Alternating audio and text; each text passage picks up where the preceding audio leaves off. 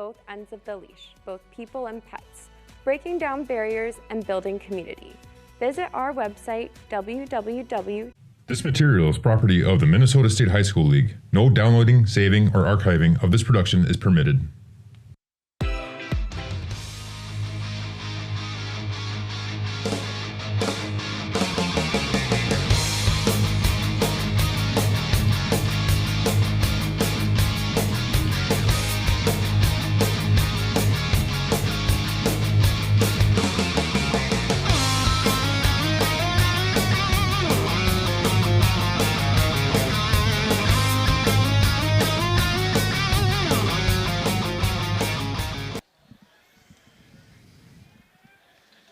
Good morning and welcome to CHS Field in downtown St. Paul and the State 4A Baseball Tournament. Steve Thompson along with Pete Hayes and our QCTV crew in the first quarterfinal of the day, scheduled at 10 a.m., getting started a little bit late at 11:40. Rain moved through. Tarp was on the field, but we are ready to go.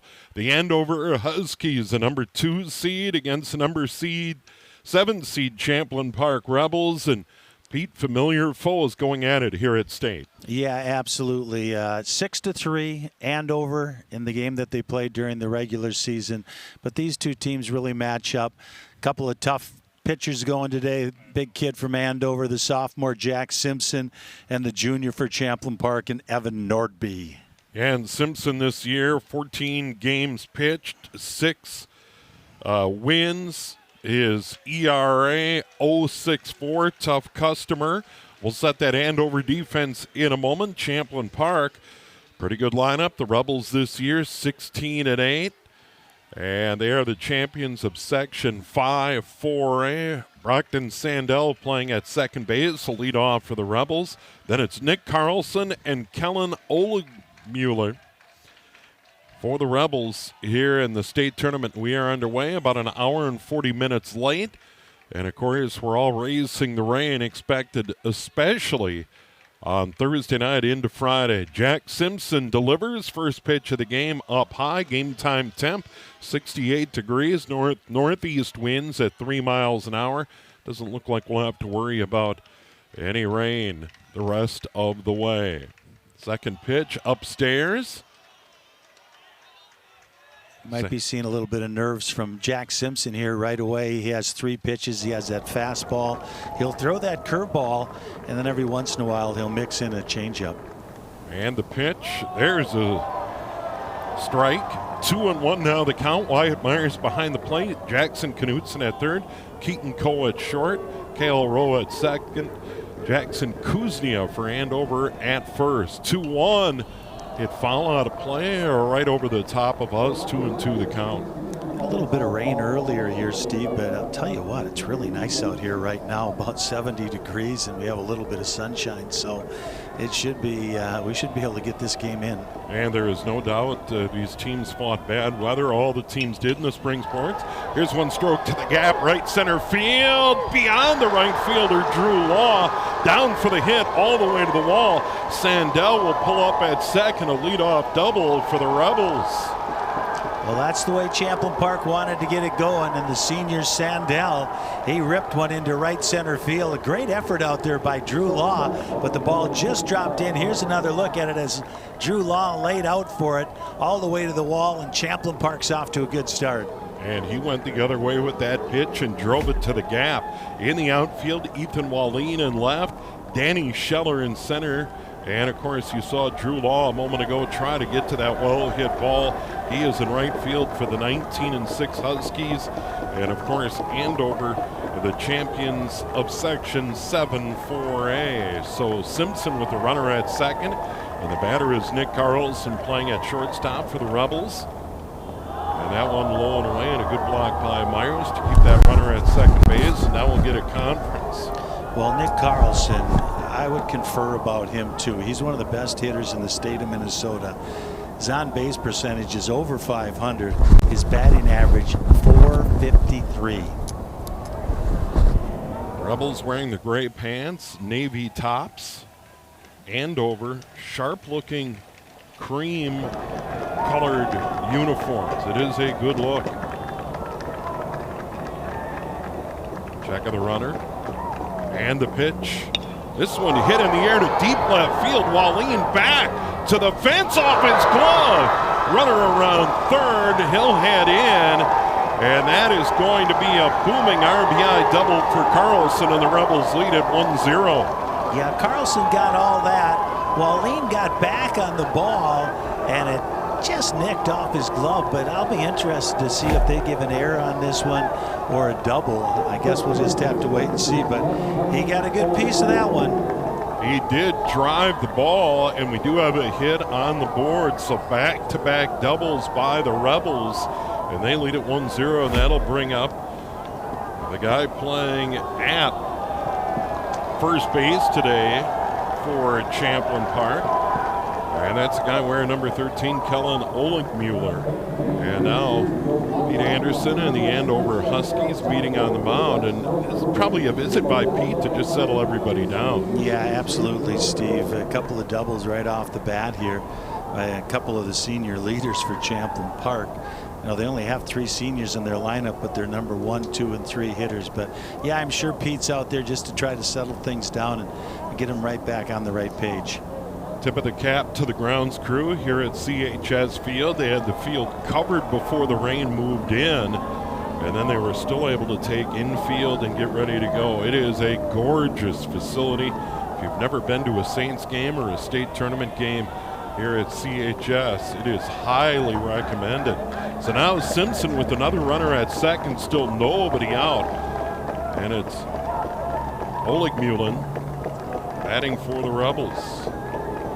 Olinkmuller, first pitch down in the dirt, another good block by Myers. And you pointed out the nerves, Pete. I mean, this is a big stage. It's a state tournament. And it's not like the sections where you get another opportunity. It is. No, and you have to sit around for about an hour and a half waiting. This one stroked in the air to right, on a line, caught by Law. One away, runner stays put. Olinkmuller hit it well, but right at the right fielder. You know, the Andover middle infielders do a really nice job in holding a runner.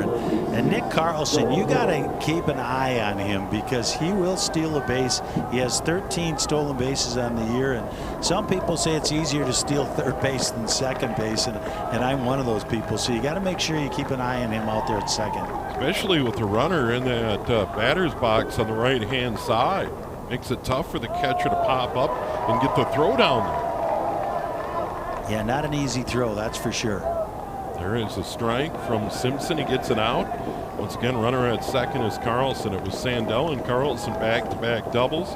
Carlson with the RBI. And now it's Reese George, a center fielder, and the pitch. There's another strike. 2 quick strikes from Simpson, and he's starting to pour it in there.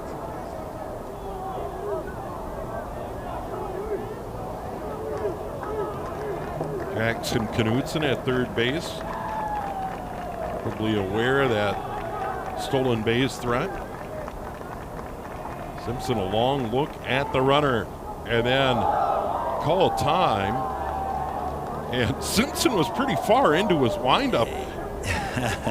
Yeah, you know, you always tell your pitcher just follow through and throw it. But he kind of half-armed that one into the grass. Yeah, and that ended up squirting over toward first. No pitch. 0-2 the count, 1 away. Rebels batting top of the first for a quarterfinal opening game of the day. There's one outside. Myers slides out to block. And 1-2, and he tried to clearly get him to chase. Yeah, that's a good pitch and an 0-2 pitch. Get it outside, see if he can get him to chase that one. Certainly familiar foes. Ryan Tome, head coach at Champlin Park. Already at the helm 5 years. This one lifted high and foul out of play to the right. On a ride along at 1-2. This George, he's a good player at Champlin Park. His father is the principal at Champlin Park High School. Center fielder wearing number 8 in the cleanup spot. I love that synergy. This one hit in the air, down for a hit, right center field. Center fielder Schellers over, run around third, headed to the plate, and the Rebels lead it 2-0 and an RBI single by Reese George. Well, I'll tell you what, Champlin Park could not ask for a better start. coming out swinging the bat against Jack Simpson, who gives up under a run a game, and he's already given up 2 here in the first inning. Back-to-back doubles, fly ball out to right, and then a single to right center. And now the batter is going to be Luke Carlson playing at third base. Carlson digs in wearing number 10. And the pitch by Simpson ripped down the left field line. Over is Wallin to cut it off. Long turn, he's headed for second. Runner around third, headed to the plate. Throw! Well, aggressive base running there. And Wyatt Meyer was looking down to second, took his eye off the ball, or they would have had him out at home plate, but dropped the ball, and Champlin Park is now up 3-0, so Tome is letting them run. Yeah, and George scores all the way from first on that single, and then on the throw to the plate, Carlson advances to second. 3-0 Rebels, 4 hits in the inning, and the batter is going to be Donovan Vendel, the right fielder. Well, the George kid can run. He has 13 stolen bases on the year, and I really like the aggressive base running there by Coach Tome. Vendel rips one foul down the first base line, the Rebels right fielder. Vendel, junior. And we talked about it before the game. What a thrill for everybody, the coaches, the players, to be here at CHS Field and be in a state tournament. Yeah, this field is it's just unbelievable how nice they keep this field, and it's big time for these players and coaches. It's ruled as a single and then an error on the left fielder.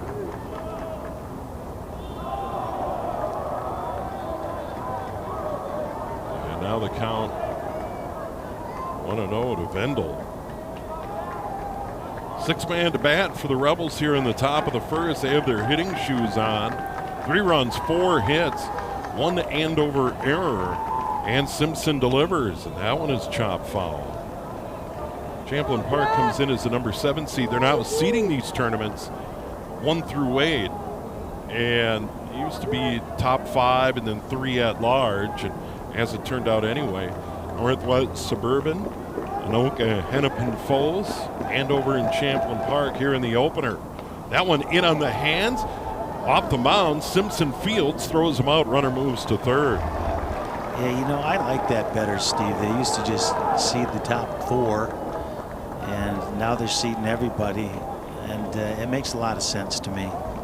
Yeah, and I'm glad they've done that across the board in all the tournaments, because some of the random draws didn't work out particularly well, where you'd be a number 1 and you got, you know, a really tough customer in that opening game. Christian Dull, the DH, wearing number 1, another right-handed bat, digs in. And a runner at third base. And Champlin Park puts a crooked number on the board here in the top of the first. First of 4 today in 4A. This one hit on the ground, cut off third base. Knutson throws it wildly, and a run's going to score. Knutson had it slip out of his hands, nowhere near first. Carlson in from third. Dull reaches, and that is an E5, second error of the inning for Andover. Wow, that was an easy ball right there, and I've noticed him during the playoffs making a few bad throws. He's a good fielder, but he seems to be having a little bit of the yips when he gets that ball at third base. Big run there for Champlin Park, early 4-0 start. Al Oakley, the catcher, is going to dig in for Champlin Park. Wearing number 27. 8th man to bat for the Rebels in a big first inning, and there's a strike. And there's still a lot of ball game for Andover, and they can certainly swing the bats as well. They have dug a hole here in the first. 2 away, runner at first, and the pitch high and away. 1-1. Yeah, everybody a little nervous out there for Andover, but like you said, Steve, they got a bunch of good hitters in that lineup. They got 8 guys who are batting over 300, so they can swing it. Here is Simpson. That missed. Not sure where. Maybe a little low. 2-1 the count. Pretty close pitch. as Simpson tries to battle out of this first inning. Sandell, Carlson with doubles, George a singer, Luke Carlson a single, a couple of errors behind Simpson, and now the count 3-1. I don't see any activity in either bullpen. This one hit on the ground to short. Coe, the short way to second, got the lead runner, but damage done. Champlin Park, 4 runs, 4 hits, 2 Andover errors. The Huskies coming to bat in the bottom of the first. We'll keep it here. Steve Thompson, Pete Hayes, and our QCTV crew on what's turned out to be a late Wednesday morning.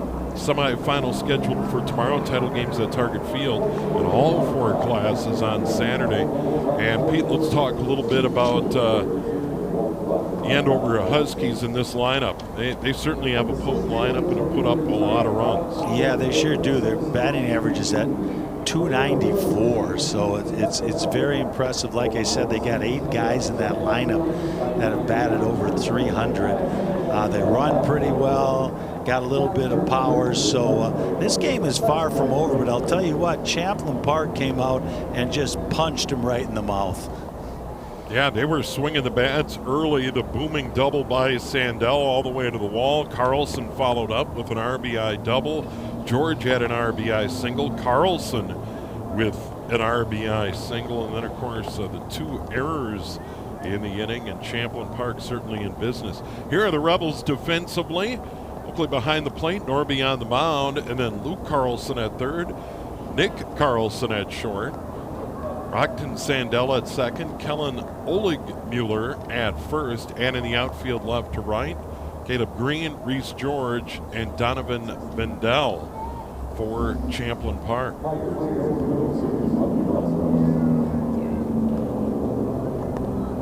Champlin Park, a dream start to this game. And now I would assume everybody on that coaching staff, certainly the pitching coach, Evan Norby, throw strikes. Yeah, absolutely. I was just going to say that, Steve. You put up 4 for your pitcher, make him earn it, you know. And to make him earn it, you want to come across with a strike to lead off for each batter. You don't like falling behind, you know, and then they can sit on their pitch. You want to get out strike 1 on as many batters as you can here in this first inning. All right, here's leadoff hitter for Andover, Wyatt Myers. Myers, the catcher, leading off. Evan Norby's pitch outside, ball 1, 1-0.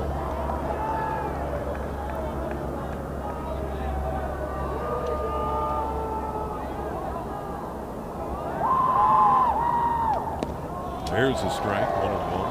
Wyatt Myers, the leading hitter on this team, batting in that leadoff spot, batting .359 in the season. So very impressive this season is Wyatt Meyer. 78 at bats, 23 runs, 28 hits, 24 singles, 1 double, 3 triples. This one cut off at third base by Luke Carlson from his knees. Can't throw him out. He knocked it down. And that might have been one where Luke lets it go and let Nick Carlson throw from the hole. Short. Little brotherly rivalry there, and the youngster takes it away from his brother. But that would have been a tough play for either one of them with Myers' speed. Myers is one of the leading base stealers also on Andover. He didn't hit it particularly hard and in a tough spot. So leadoff man aboard for Andover, and the batter is Keaton Cole playing at shortstop, and Cole is another big bat in the top of this Andover order. First pitch to Cole is a strike. That one fouled back 0-2, so Norby ahead.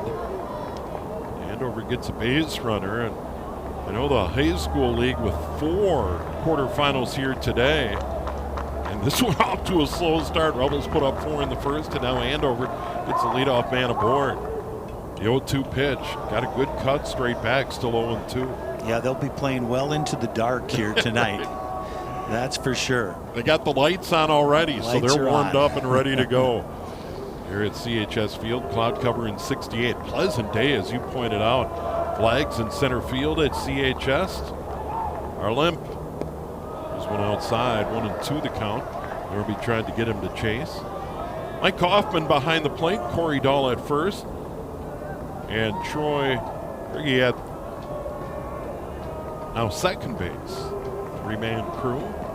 And the pitch lifted high in the air, in play. Catcher out, third base Luke Carlson puts it away, 1 out. Yeah, this just changes everything, Steve, coming out and getting 4 early. You know, you get Meyer on base, you're down by 4. Now you might not steal him. You're not going to bunt him over because you need runs. So it really changes the whole game until you can get within striking distance. Jackson Knutson, third base, will bat for Andover. Left-handed bat against the righty Norby. Norby a check on the runner and the pitch.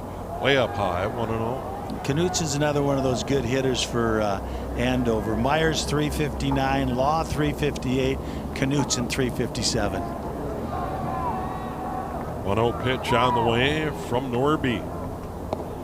That is a strike at the knees. Good pitch down and in. On the left-handed bat, 1-1 the count. 1 away, Andover batting. They're in the bottom of the first. Game 2 Moorhead, Minnetonka. Rosemont against number 1 Cretan Durham Hall, and then Edina and Farmington in the nightcap. And all caps in the nightcap. Absolutely. Looks like Pete Anderson had a hit and run on there with Knutson. Just fouled it off. Count now 1-2. The number 3 hitter in the Andover order, 19-6 on the year. They had a battle to get through Section 7. Talk more about that. That one inside. Oakley made the stop, slid to his right. Good stop there. 2-2 now the count. Blaine was a tough customer, and Andover was able to get it done. Yeah, that Blaine, they only lost 2 games all season long. Good team, that's for sure. But Andover won a 14-inning game, one of the best high school games that I've seen probably in my life, and I'm really old. And man, that was a game, and that was a big decider for Andover. Then they had to get beat twice, and Blaine couldn't beat them twice. That one fouled to the screen. Count rides along at 2-2. Andover beat Duluth East 6-0, then Forest Lake 4-2, and then that 14-inning marathon beat Blaine 10-5, then fell to Blaine 1-0, and then beat the Bengals 8-2 to go to state. So 3 in a row against Blaine. The pitch. This one in the air to right on a line. Donovan Bendel hardly had to move. Out number 2, allowed out. Yeah, it's a good thing you didn't have to move because that thing came off the bat at a pretty high velo. Hard hit ball. Runner still at first. That was Myers with the leadoff infield hit. And now it's Drew Law, the right fielder. Law has had a fine year at the plate. And the pitch, a strike. Runner goes in there. Pretty good throw. Tag laid down by Sandell, but that was a clean steal by Myers. Yeah, once again, the strategy changes when you have 2 outs. And here's another look. He got a good jump on that one. Like you said, decent throw. But with 2 outs, you want to get him into scoring position for a good hitter like Drew Law, where a single can score a guy with speed like Myers instead of him standing over at first. Yeah, you don't need the grand slam with 1 on base. You just want to chip away early in the game. Down 4-0 here in the bottom of the first. Just getting a run on the board would give Andover a lift. The pitch by Norby, swing and a miss, big cut. Now 0-2. Well, you talk about a big cut. I saw Drew Law hit one halfway up the pole in that final game over at Castle Field in Anoka to catapult Andover into this game. And he struck him out. Off speed, off speed, off speed. Had Law off balance. So Andover gets 1 on via the hit. They leave 1. We have played 1 in the state 4A quarterfinal. And Champlin Park leading Andover 4-0 here on QCTV.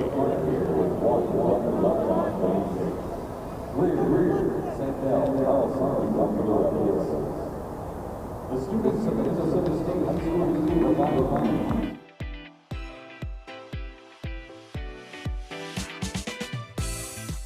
The 2024 Champlin Farmers Market has returned to Mississippi Crossings on Tuesdays from 2 to 6 p.m. until October 8th. Stop by and stock up on fresh produce, fruit, flowers, bread, honey, sauces, seasonings, and so much more. And while you're there, toss your name into the giveaway bowl to win a complimentary activity pass from Three Rivers Park District. Passes can be used for the horse trail, cross-country skiing, disc golf, the off-leash dog area, and archery. The new booth also features small activities and information on the park and program offerings.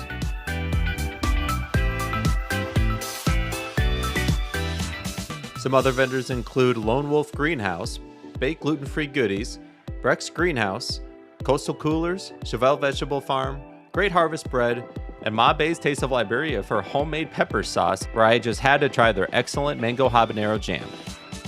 For information about how you can become a vendor for next year's farmers market, visit thecityofchamplin.mn.us/farmers market to view vendor information and registration.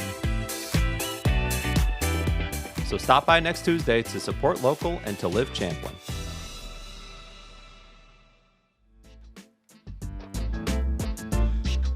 Inning number 2 coming up from CHS. Steve Thompson, Pete Hayes, and our QCTV crew.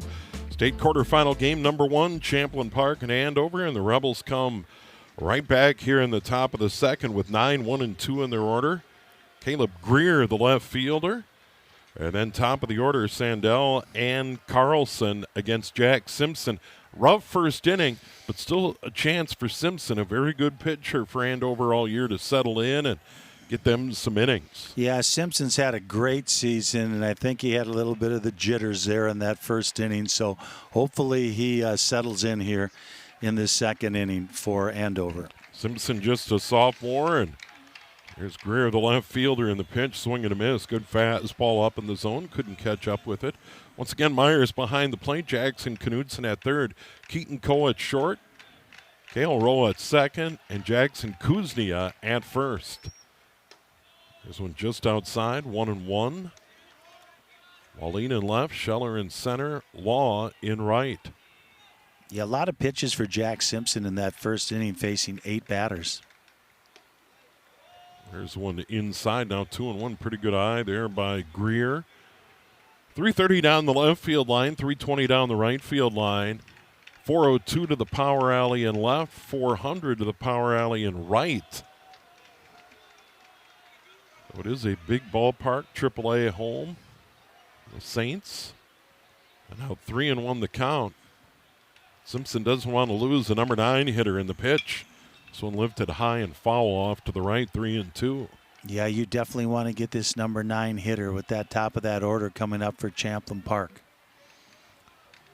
Sandell and Carlson with back-to-back doubles to give the Rebels the early lead. And now the 3-2. Missed outside and a leadoff walk for Greer. Yeah, Simpson didn't like it, but it definitely was outside, and he's struggling a little bit to start here. And I wouldn't be surprised if Champlin Park bunts right here, tries to move that 5th run up to second base. Activity in the Andover bullpen over the left field wall. Here's Sandell playing at second base, had the double and a run scored to get us started in inning number 1. Here we are in the second. There's a curveball. That one gets away from the catcher. And actually it was a foul tip, so the runner's got to go back. But Greer running on that pitch. And Brogdon Sandell just got a piece. We'll try and get some numbers on the pitchers out in that bullpen for Andover. There's no activity in the first, but now there is here in the second. Check throw over to first. Runner gets back easily. These teams met way back on tax day. That was a long time ago, but I remember it. Yeah. I'm sure it was cold and windy. We saw a lot of that. The 0-1 pitch lifted high in the air. In the outfield, center fielder comes on Scheller and makes the catch. Runner stays put at first, 1 away. Well, just like we talked about the strategy changing for Andover and running, the strategy's changed for Champlin Park too, where You can run all you want right now. It's 4-0. Try to move that guy up. So I wouldn't be surprised if Greer isn't on the move here on one of these first 2 pitches. Carlson, an RBI double and a run scored in inning number 1. Made it 2-0 when he scored. Drove in the first run, obviously, Sandell. Simpson, long look at the runner, and that pitch. Outside edge. You know, something you might notice, too, if you're watching on TV here, which most of you are, the way that Meyer sets up when there's a runner on first base, he kind of turns his body a little bit to the right-hand side so he's in a better position to throw. That one inside edge. Nick Carlson tried to bend out of the way. It is a strike, and now Simpson ahead 0-2. Well, you look at Carlson, and he's right up on that line. He's right up on the plate. Daring that pitcher, and Simpson went inside anyway. Now the 0-2 in there again, but up high. And I suppose for a any pitcher at any level, being able to throw inside, you got to be willing to go in there. Well, absolutely. And when the guy's crowding the plate as much as that, you really got to hand it to him to go on inside there. It's always that risk of hitting him. 1-2 on the way. Simpson goes outside. That one's fouled away. 1-2 the count. Waiting on deck. Oleg Mueller. It is a very nice day. We had that rain. The rain's lifted north. Didn't look like it was raining at Jordan for the 3A or St. Cloud where the 2A and 1A tournaments got started today. This one lifted foul again off to the right. Well out of play. Probably out of the park. And the count rides along at 1-2. And the challenge is, with the title games on Saturday at Target Field and rain looming, we've already seen rain here in St. Paul. Get all the quarterfinals in today, semifinals tomorrow, and hopefully play on schedule at Target Field, because I know a year ago they had a long wait to get in those title games. Over a week. Yeah, and that's a shame if the kids can't play there. You know, that's a goal at the beginning of the year for every team. So Simpson, long battle here with Carlson, and this one lifted in the air to right. Law goes back on it and makes the catch. Lazy fly ball to right. 2 away, runners still at first. That'll bring up Oleg Mueller. You know, this is, if you're Champlin Park, you say, let's put the hammer down right now. It's 4-0. Let's go. We need to score all the time. You don't want to sit and wait for Andover. Like we've talked about, Andover, a very good hitting team. So you put up that 4 in the first inning and you get your leadoff guy on with the top coming up. You want to add at least one more. And there's 2 outs right now for Champlin Park. Oleg Mueller hit it hard, but lined to right in the first. He's 0 for 1. And Simpson, once again, a long look at the runner and the pitch. There's the strike. Champlin Park in Section 5 beat Irondale 8-1. Rogers 6-4. And then they had to beat Maple Grove 2 out of 3, 7-2. Dropped one 5-0, and then beat the Crimson 6-3 to win Section 5. And the 0-1. Swing and a miss, and he's quickly ahead 0-2. Huge inning for Andover to kind of restore order, settle back in. They still got 6 innings to get back into this thing. You know, the number 1 seed in that section was Moundsview, and Moundsview got upset in that first game to Osseo and never could quite come back, but very impressive to beat Maple Grove a couple times.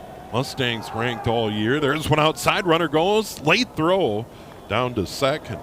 That'll be a stolen base for Greer, who led off the inning with a walk. Now he's at second with 2 away, and the batter, Oleg Mueller. Yeah, he kind of double clutched that one. Didn't get a real good grip on it. So good throw, but that double clutch kind of gave him that extra time to steal second base. 1-2 coming up. Jack Simpson trying to get his team in the dugout. Swing and a miss. Struck him out. First strikeout of the game for Jack Simpson. So the Rebels get 1 on via the walk. They leave 1. We played 1.5. Champlin Park leading Andover 4-0, and we'll keep it here. he really settled in, the sophomore. You got to give him credit coming back out there. Much better inning. Yeah, with an ERA like he's had on the season and the big games that he's pitched in, you kind of expected him to come back and have a good inning. Walk that leadoff guy, and you're thinking, oh my. And then he comes and gets the number 1, 2, and 3 hitter for Champlin Park, who are all 3 very good hitters. So nice job by Jack Simpson, and now Andover needs to start chipping away. And take a look at that 4A bracket. First game of the day got started late, about an hour and 40 minutes late due to the rain this morning. A bit unexpected. Then you got the Minnetonka Skippers and longtime head coach Paul Twenge. He won his 1,000th game earlier this year. That's a good run. Yeah, that's for sure. But you look and you see Moorhead, Minnetonka, and you're wondering if you're at the state high school hockey tournament. That's right. You got Andover in there. You got Creighton. You got Edina. Yeah, that's right. You know, is this the hockey tournament? Minnetonka, Moorhead, first round. Good for Moorhead. The Spuds, they don't make the baseball tournament much, so I'd like to see them show up and give Minnetonka all they could handle. Yeah, the Spuds were in the boys lacrosse tournament yesterday in Eden Prairie. First day of boys and girls lacrosse yesterday. Number 1 Creighton Durham Hall plays in the 3rd game of the day. Here's Andover to bat. Scheller, Kuznia, and Bittner. 5, 6, and 7 in the Andover order against Evan Norby, and he starts with ball 1. Scheller, the center fielder. The top 5 in this order are really good. There's one fouled away, 1-1 the count. They put up good numbers all year. Yeah, Danny Scheller is a Coon Rapids kid, and what I've heard is he might be the number 1 kid in that junior class, only a junior. That one just fouled over toward 3rd. Luke Carlson will scoop it up, and the count will be 1-2. 315 on the year, 14 RBI, and 15 walks, so a good eye at the plate. And 15 walks led the Huskies this year. That's just as good as a hit. You know, if you're going to go up there and have a good eye and get on base, you'll take that every time. Yeah, and when you're as highly rated as he is, that's really important, where you have patience and you're not trying to outdo yourself and taking some walks. Good block there by Oakley. And the count now 2-2. Leadoff hitter here in the 2nd. Winner advances to the semifinals. And the games were scheduled at noon and 2:30 tomorrow. And this one chopped. Tough chance, 3rd base. Luke Carlson on the run. Can't throw him out. That'll be an infield hit. And so 2 infield hits so far, and both from the leadoff spots. Wyatt Myers to start the game. Scheller here in the 2nd. More importantly for the Huskies, a runner aboard. Yeah, you knew that was trouble right there with Scheller running. He has really good speed, and you'd like to say maybe it's slowing it down because of the rain on top of it, but they have this infield covered up during the rain, so that's not making any difference. Just some good placement. Jamison Kuznia at a bat. Kuznia wearing number 7, 312 on the year, 13 RBI, and looks at ball 1. And Norby with a runner on base. This one lifted high, but this one's going to go foul. Mendel over to take the look, but no chance as it goes down the line. And the grounds crew, you know, they were like getting it ready for a Saints game. And that's what's so neat about this tournament is they go through it all, get these teams and this field ready for these quarterfinal games. So it is in A1 condition. There's one high and away, 2-1 now the count. Andover gets that leadoff guy on again here. Now they got to make something happen. Good hitter at the plate. Bittner, the DH, waiting on deck. That one outside. Now 3-1. Once again, if you're in the Champlin Park dugout, okay, the infield hits, but no walks. Don't want to see. By the way, Norby has a strikeout. That closed out inning number 1. And the pitch. There's a strike. Outside edge at the letters. And now it's full 3-2. Kuznia.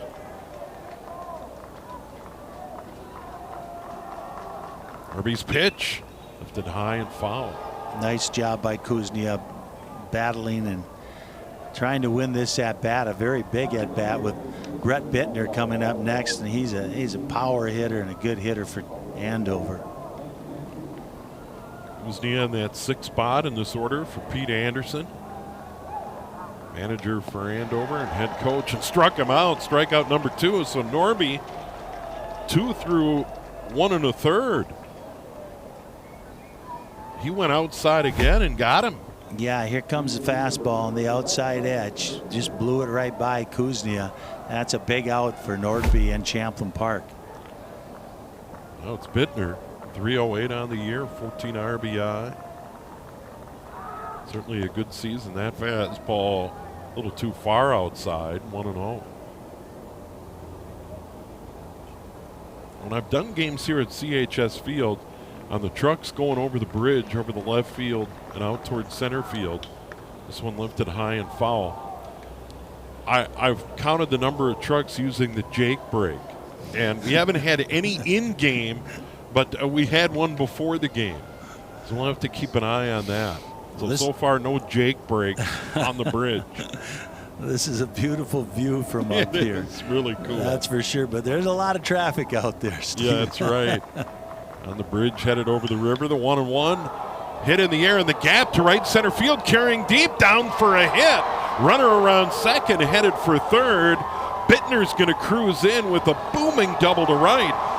And with one out, Andover has runners at second and third.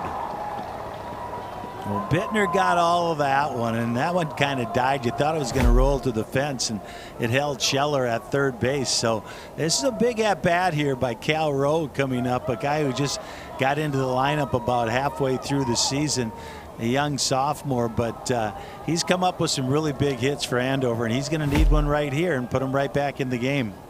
Rowe playing at second base, batting in the 8th spot. Scheller at third, infield hit to start. Kuznia struck out. Bittner the double to the gap in right center field. And now it's Rowe.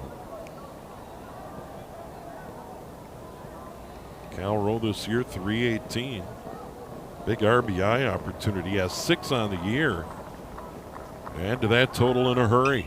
This one hit high in the air. Outside of first base, Oleg Mueller with room makes a catch. Not quite on the track. And now there's 2 away. Huge out. Oh, that's a big out right there. You know, you got a job, and your job is to get the ball to the outfield or punch one through the infield. At least get it deep where you can tag up and get a run in. And didn't quite get the job done there, so it's going to leave it up to Wallen. Playing in left field today, 214 on the year, 2 RBIs. He could double his RBI total with a hit here. And 2 away in inning number 2. That's fouled out of play. Had a good hack while out of play to the left.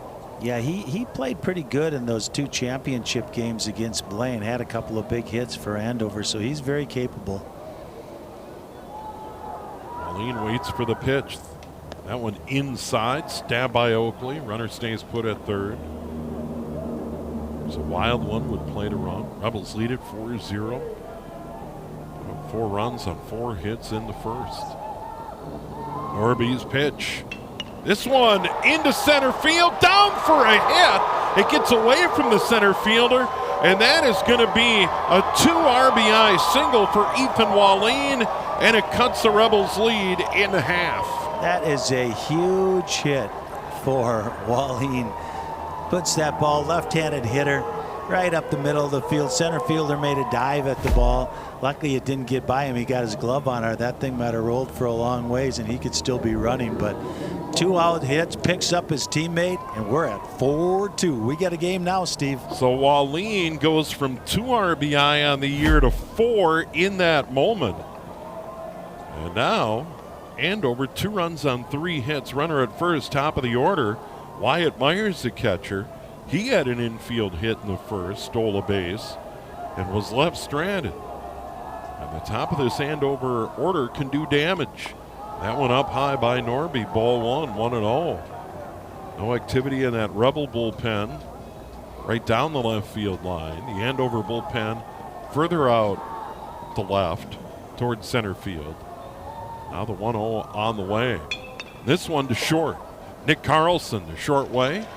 They get the lead runner, Wallin, 6-4. Myers retired on the fielder's choice. But Andover gets right back in it. 2 runs on 3 hits. Ethan Wallin, the 9-hitter. RBI single to center. And in the State 4A quarterfinal, it's Champlin Park leading Andover 4-2. We'll go to the third here on QCTV.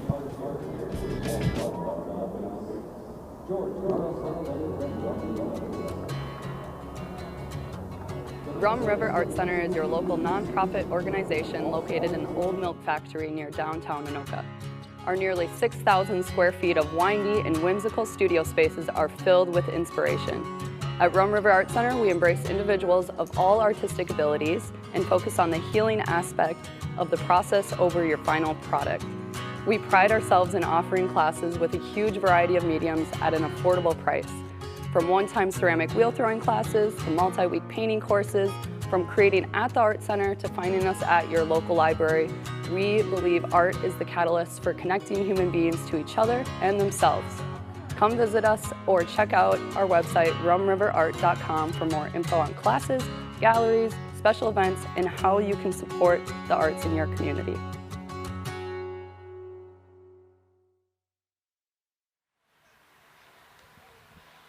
Every day is a great day at the ballpark, but we're at the state tournament at CHS Field, Class 4A opener. Andover and Champlin Park. Rebels 4 in the first. Andover comes back with 2 in the second. We move to the third. Champlin Park will send George, Luke Carlson, and Donovan Vendel to the plate. And that is 4, 5, and 6 in their order, and Jack Simpson is out there. The rough first, settled down in the second. And now his team right back in the ball game, and the job is keep the Rebels off the board. Yeah, really important for Jack Simpson to shut him down here for Andover. If you're Champlin Park, you want to go back out there, put a couple runs back up and get this thing to 4. But Jack Simpson, he settled down last inning. We'll see what happens this inning. Reeves George RBI single and a run scored in the first. The first pitch from Simpson on the way. And that is a strike, outside edge. And now we got some barking out of the Rebels dugout, and the home plate umpire pops up and says, "That's enough." Well, you cannot have chant or anything going on when the other pitcher is throwing the ball.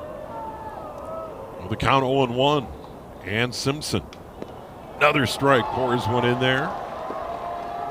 Hold the string on that one, 0-2. Now the count to the leadoff hitter, George.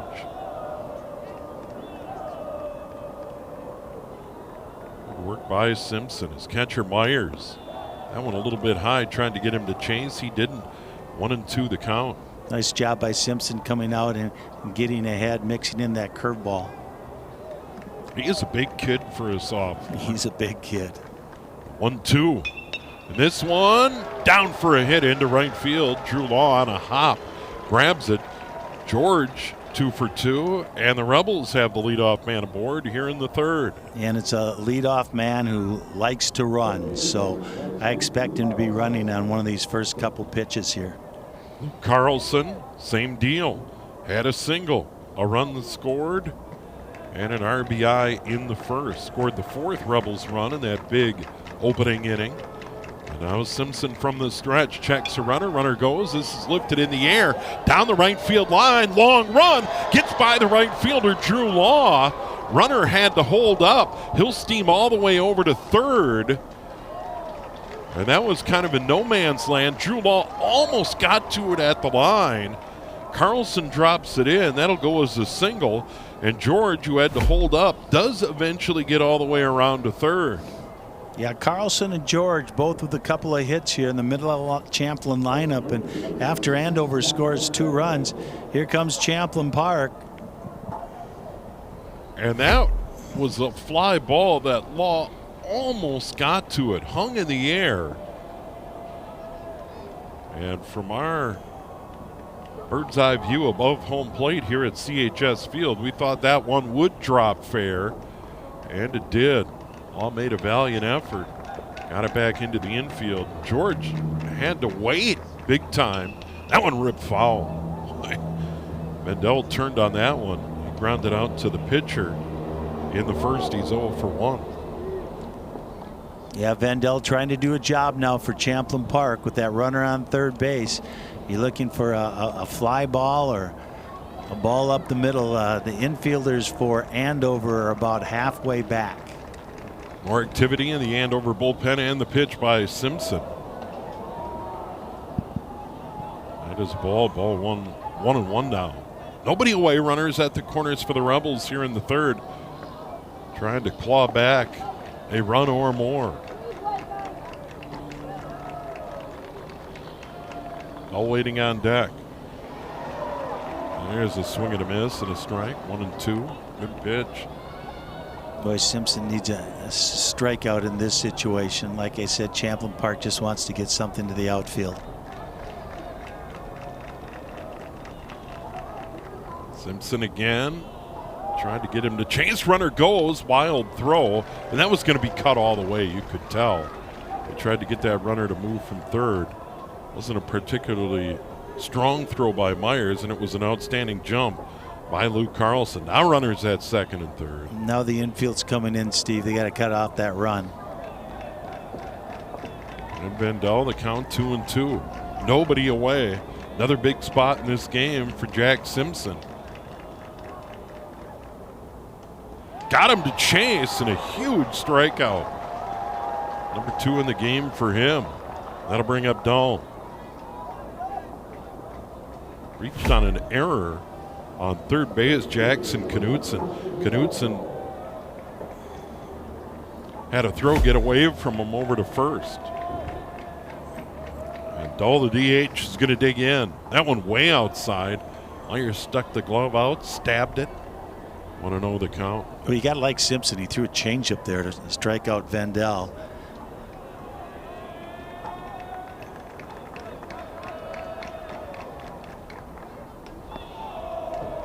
That pitch didn't miss by much. Grandstand umpires didn't like it. 2-0 the count. But change speeds. Up, down, in, out. One away. Runners at second and third. Another nice stop by Myers to save a run. That one was headed to the screen. Now 3-0 the count. He has a base open, so you want to be careful here and not give him a cookie. He comes right in there. 3-1. Good fastball. 4-2 game. Rebels 4 in the first. Andover adds 2 in the second. We're here in the top of the third and the pitch. Walked him. Tried to get him to chase, I think, with that one. And now they are loaded with Rebels. George at third, Luke Carlson at second, Dahl at first, Cal Oakley the catcher. You know, and you kind of learn coaching in this conference, which I do, which coaches like to bunt, which coaches like to squeeze. And Coach Tome isn't much of a bunter. If this was us, we'd probably be doing a safety squeeze right here to go up by 3 runs. But he's not much of a bunter. He trusts his kids to do what they need to do. This one a hit to short. Cole boots it. Everybody's safe and a run scores. Got his glove to it and it just popped in the air. Boy, I haven't seen Keaton Coe do that. I've seen him play 5 or 6 games, and he gobbles everything up. That was a tough play. He had to go to his backhand. I think he was thinking he could turn a double play, so kind of sped himself up a little bit. But Coach Tome's guy comes through for him right there, and they're back up by 3. Yeah, he slid to get it, trying to turn 2.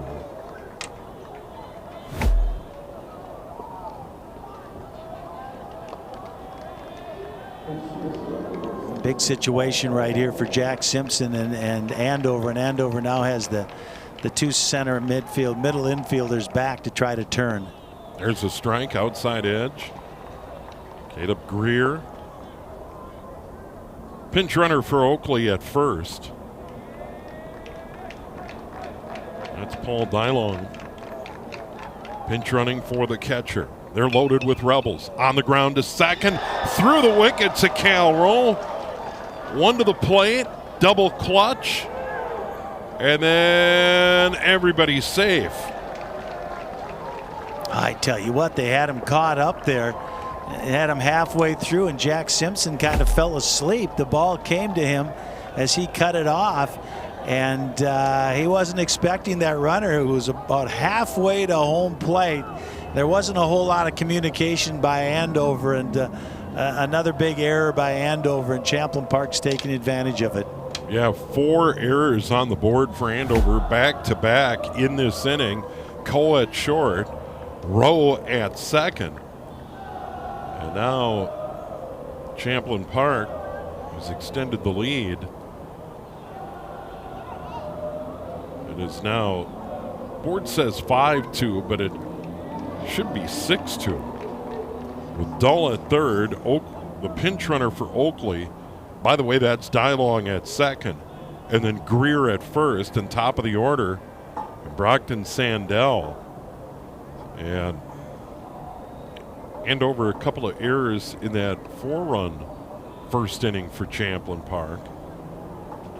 And once again, Pete, that probably gets to shortstop Cole on his ground ball, and then Rowe on his ground ball, trying to do a little too much, where it's like just getting out. Yeah, the double play is a bonus. Yeah, I think both of them were looking for the double play.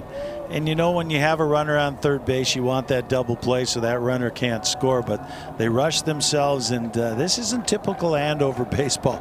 4 errors in the game, and a couple by their very good middle infielders. Simpson still out there. Sandell at the plate, chops it foul, 0-1. Sandell had that booming double to get us started today, and scored a run. Yeah, this is danger territory right here with that top of that order up here for Champlin Park. 1 out in the inning, the count 0-1. Jack Simpson, the starter, was inside. Misses there, 1-1. There it is, a Wednesday, and there's a lot of traffic on the bridge, 12:35. A lot of folks out and about today. 1-1. Hit on the ground towards short. Coe, the short wave for 1. Relay to first, in the dirt, not in time. But they do get it out. Another run scores. That is Dull from third base, and the Rebels lead it 7-2. Yeah, that's too good a speed right there to double that kid up. Ball wasn't hit quite hard enough, and then Coe had a underhanded to second base. It takes a little more time when you do that. He beat it up, and 7-2. I'll tell you what, Champlin Park, they have responded in a big way, and they're not done yet. Yeah, they not only got the 2 back, they've added another on top of that. 7-2, runners at the corners, 2 away here, top of the 3rd inning. And the pitch, ripped down the line. This is headed toward the corner, 1 run in, runner around second, headed to third. And that is an RBI double for Nick Carlson, his 2nd double of the game, and the Rebels lead it 8-2. You know, Jack Simpson hasn't given up this many runs all year. He hasn't got a whole lot of help from his friends, but he's having a rough outing right now, and Champlin Park is taking advantage of it. It looks like Pete's going to go to the bullpen. 4 runs in, 2 outs. And runners at second and third. And we are going to get a pitching change here at CHS Field. Rebels 4 in the first, now 4 in the third, and still swinging the bat.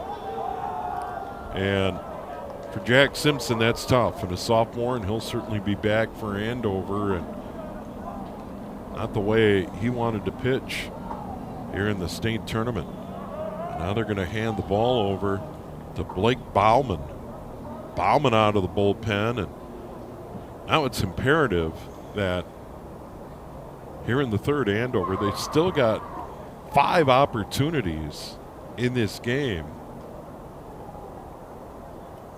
Yeah, there's a whole lot of game left to play, and Bauman hasn't pitched a whole lot lately. And you know, there's questions at the beginning of the game and about whether Brett Bittner would pitch for Andover or not. But then I heard someone gave me a little information that he might have a blister on his finger because Bittner is another high-level pitcher for Andover, and you know, maybe they're trying to give him a few extra days rest to to have that blister heal up a little bit more. But we'll see what the left-hander Bauman can do here, but not taking anything away from Jack Simpson. He's had an excellent year from Andover, and a lot of game left to play here, Steve. So far, the Rebels 8 runs, 7 hits. Andover 2 runs, 4 hits, 4 errors. Bauman comes on to pitch. Here's the line on him. He's pitched in 9 games. He is 2-0. He's pitched 16 innings. His ERA 2.19. 11 hits, 7 runs, 5 earned runs, 15 strikeouts, 11 walks. And he will come in with runners at second and third. The 9th man to bat for Champlin Park, Kellen Oligmuller. And the number 2 seed. I still have plenty of swings in this game, but they can't afford to give up too many more early in this one. Yeah, and this is a tough out right here. Oligmuller, he's the leading RBI guy on Champlin Park with 17 on the season. So you need to be careful with this guy, but you got George coming up next who has a couple of hits. You do have first base open, but it's lefty on lefty right now, so you like that if you're Andover. So Greer at third, Carlson at second, 2 outs. New pitcher Bauman on the mound, Myers behind the plate, and the batter is Oligmuller. Lined out to right in the first, struck out in the second. Here he is in the third.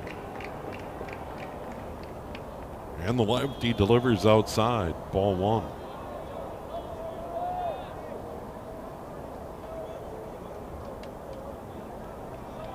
Game scheduled to start at 10 a.m. Got started at about 11:40 today. This one hit hard into center field. 1 run in, 2nd run to the plate. That is a solid RBI single for Oligmuller, and the Rebels extend the lead to 10-2.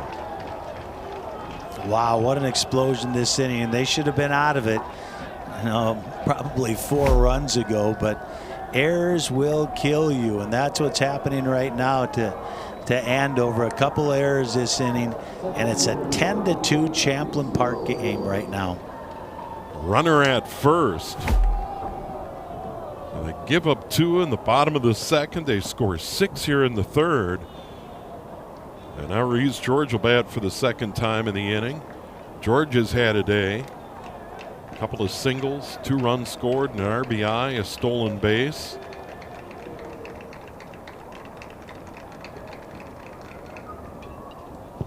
That one fouled back 1-1. Yeah, Champlin Park getting their swings in today. They batted 8 in the first inning and scored 4. This is the 10th hitter here in the bottom of the third. They've had a base runner in every inning. Caleb Greer let out the 2nd. He was left stranded, but damage has been done by this Rebels lineup, the number 7 seed. And coming out of a very good section in Section 5 4A. No doubt outstanding. Talked about how good Section 7 is. Now the count 2-1. There's a curveball strike. Good pitch. 2-2. Yeah, good conference too, Northwest Suburban. They're year in and year out a very good baseball conference. So he played against some really good teams this season. Yeah, a lot of good youth baseball up in our neck of the woods. That one outside. And 3-2 now the count. That's it. And you get strong VFW, strong Legion, outstanding high school programs. 3-2. That one's ripped to third. Knutson on the line.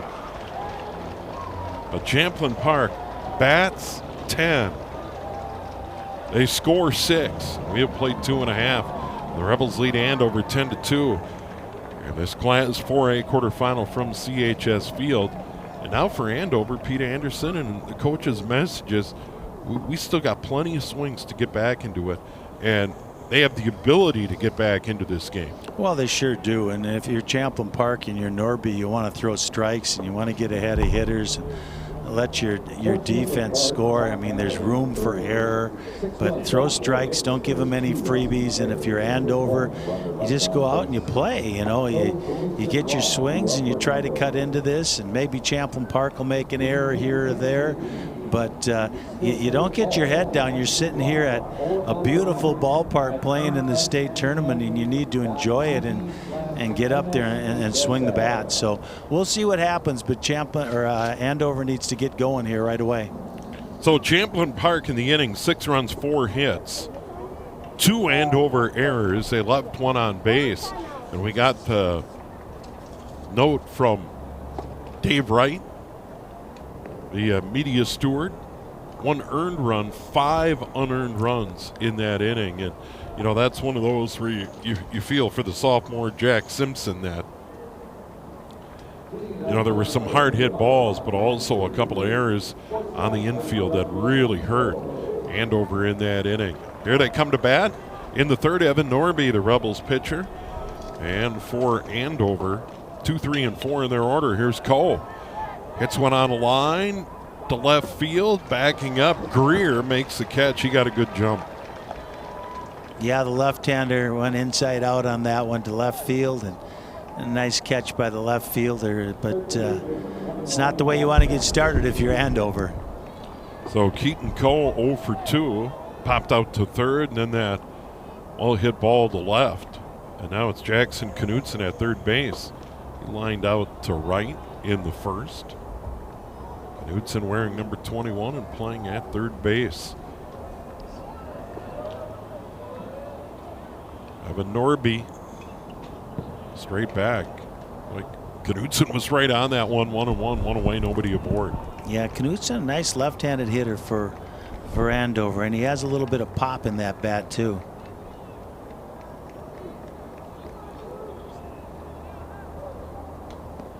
There's one up in the zone, 2-1 the count. And now it's even more imperative. We brought it up after the Rebels put 4 on in the top of the first. Now up 10-2. Throwing strikes even more important. You don't want to walk anybody. No, you do not. not. No freebies. No, you do not. And Norby's out there throwing strikes. And his pitch count's pretty good too. I dropped one in at the knees, inside corner, 2-2. The pitch. This one lined to short. Nick Carlson grabs it. About hip high.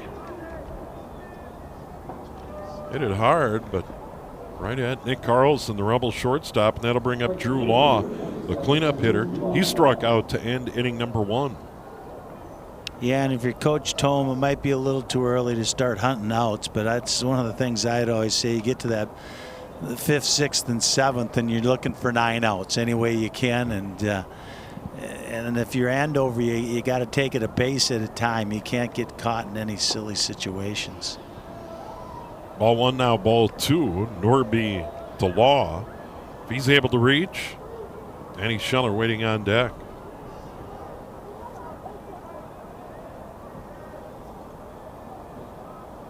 Pitch here to Law.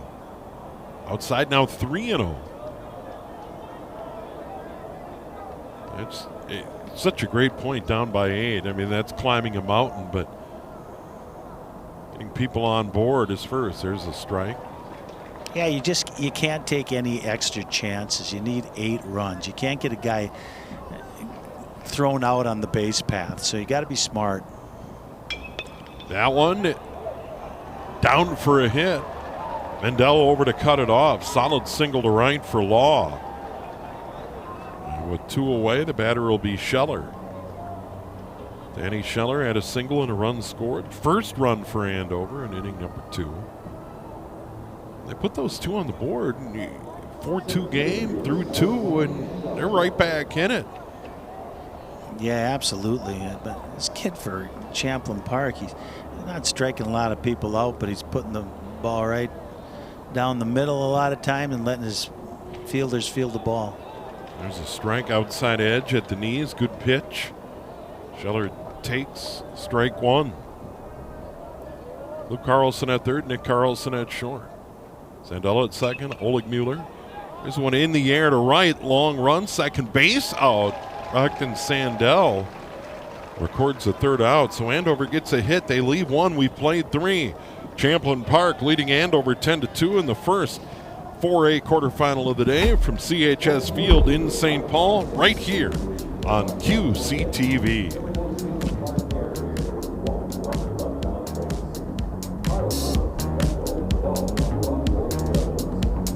We are Midwest Animal Rescue and Services, aka MARS. We are committed to serving both pet and parent, finding homes for animals that were once lost, left behind, and forgotten, while bringing harmony and enhancing education in our community. We started in 2006 and have a 98% adoption success rate. With the help of our community and people like you, MARS has saved over 21,000 animals. All of our animals live in foster homes as family members. Once they get adopted and go home, they stay home. We have a nonprofit veterinary clinic and dog obedience training services. We are actively supporting both ends of the leash, both people and pets, breaking down barriers and building community. Visit our website, www.midwestanimalrescue.org, to learn more and join our MARS community today. In a world where physical health often takes the spotlight, it's easy to overlook an equally important aspect of our well-being.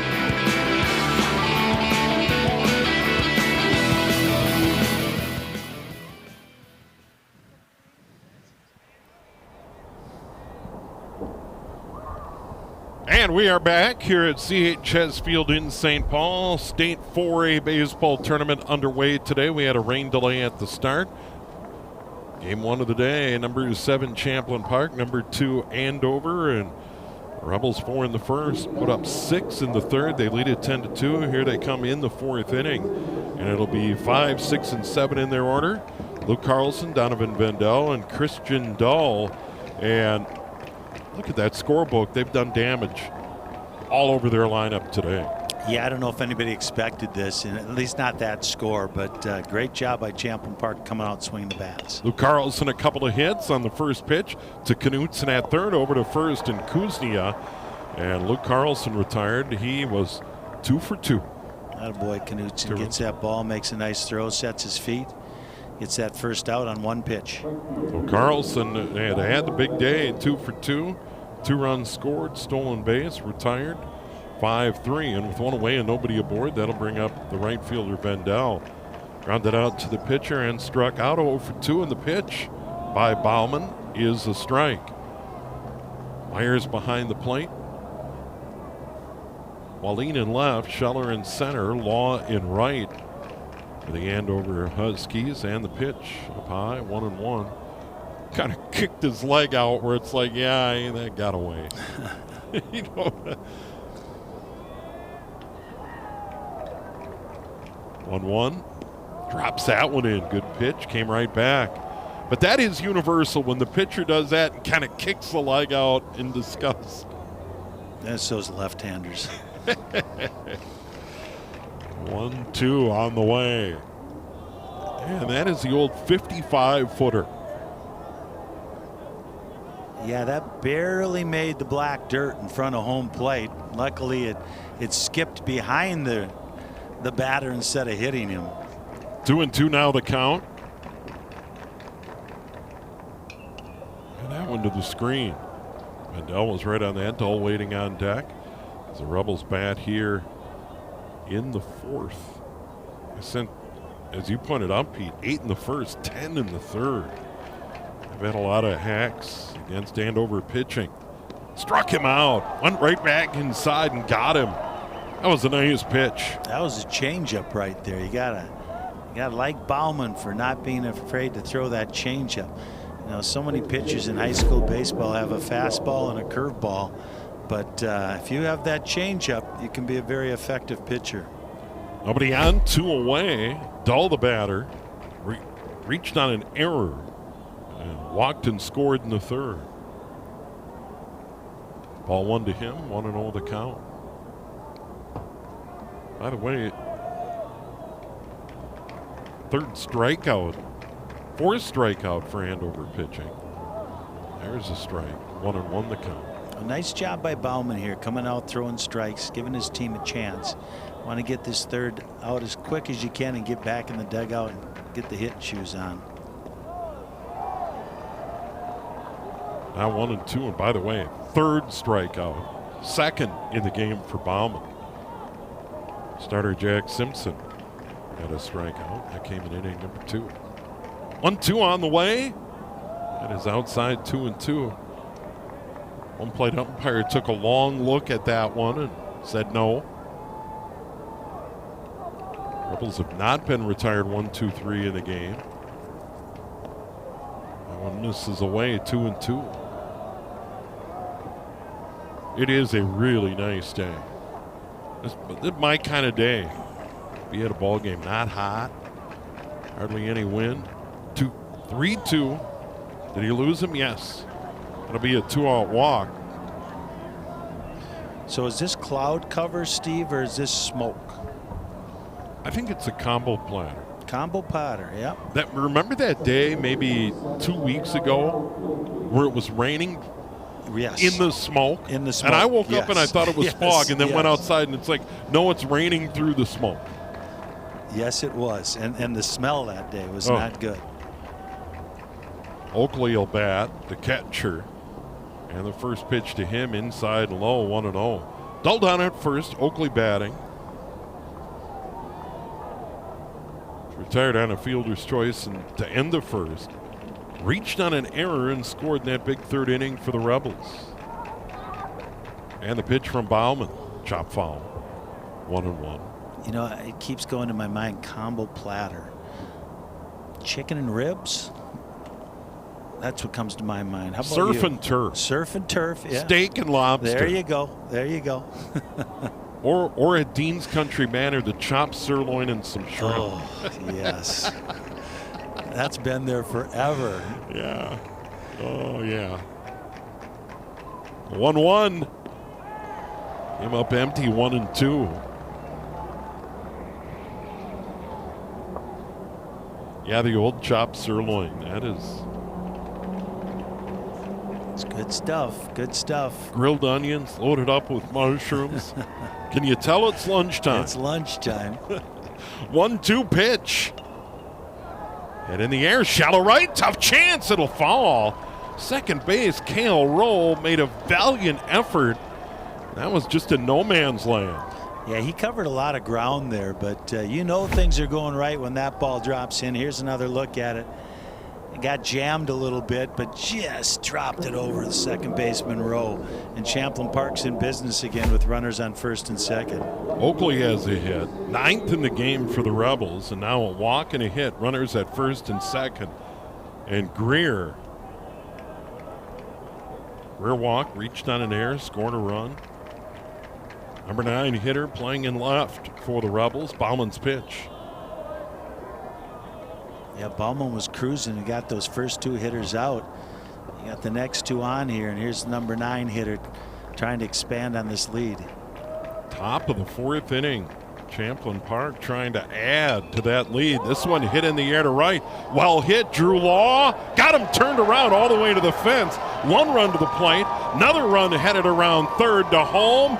Heading for third base. It is a 2 RBI triple for Caleb Greer, and the Rebels lead it 12-2. Wow, you know things are going well when your number 9 hitter is hitting a triple, and Champlin Park is now up by 10.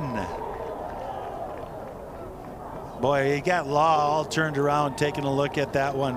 He kind of knew off the bat that might be trouble. He didn't start heading back right away, got turned around. A couple more runs scored with 2 outs. So clutch hitting, and they're back around to the top of the order, and they're not done yet. A walk, a bloop, and a booming triple, and the Rebels have a runner at third and 2 out. First pitch fouled out of play. And the Rebels up by 10. And now Andover in danger of getting 10 run here in the quarterfinals.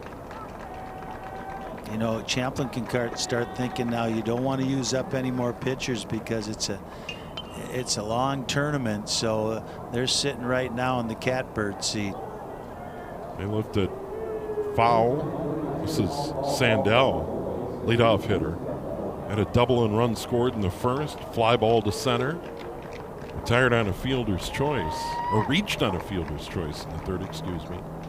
That one inside. And the count now 1-2, 2 away. As you pointed out, Bauman got 2 quick outs. Ground out and a strikeout. Then the walk. Then the bloop. And then gave up the triple to Greer. This one upstairs.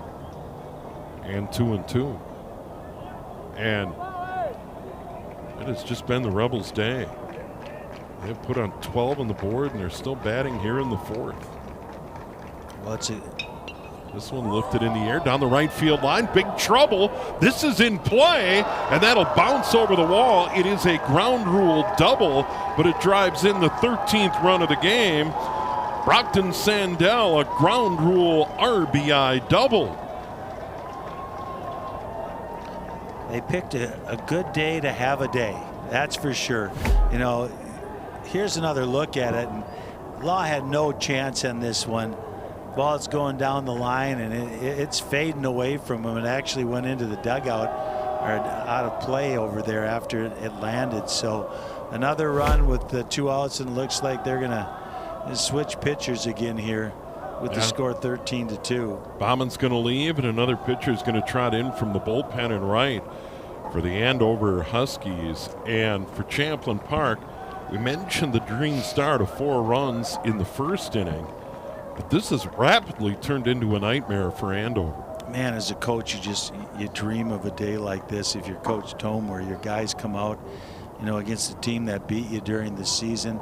Had a better conference mark than you during the season, and you come out and just hammer the ball all over the park against a really good pitcher. I mean, what a dream scenario for Champlin Park, and it's just been a nightmare for Andover so far. Yeah, and you look at the league and the standings. Blaine 12-2, Andover 11-2, Champlin Park 10-3, Totino Grace, they're in the 3A tournament. They're 9-3. Rogers, Spring Lake Park.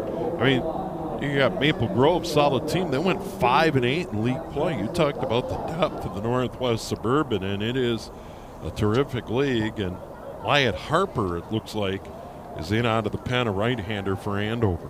Yeah, Harper doesn't have a whole lot of stats. He's a junior coming out of the bullpen right now. And, you know, if you're Andover and you happen to come back, you don't want to use up your pitcher for tomorrow. So, you know, the other top 2 arms, Bittner is one of those, and Nestler, I believe, is the other one. You know, so you don't want to use those kids up when you're down by this much, but you got to stay in the game. So they're walking a fine line right now, and they got to score a couple runs or this thing's going to be over. Yeah, 13-2. And the Rebels have Nick Carlson coming up. And what has Carlson done today to greet Wyatt Harper? RBI double in the first. Run scored. Fly ball to right in the second. And then an RBI double and a run scored in the third. So he has had a huge day. And with the runner at second base, could add to the Andover misery in a moment. Well, he's a confident player, and he's a really good shortstop, and came into this game batting .453. So he's very capable, and he's showing that off today in front of anybody here watching him. You know, he's going to be a good player at the next level. So Carlson digs in to make that 3 more on the board. 4 in the first, 6 in the third, and 3 more here in the fourth for the Rebels. And the pitch. There's a strike.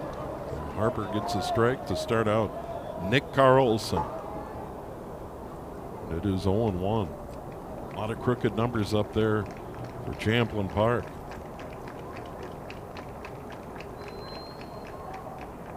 That one way outside, stabbed there by Myers.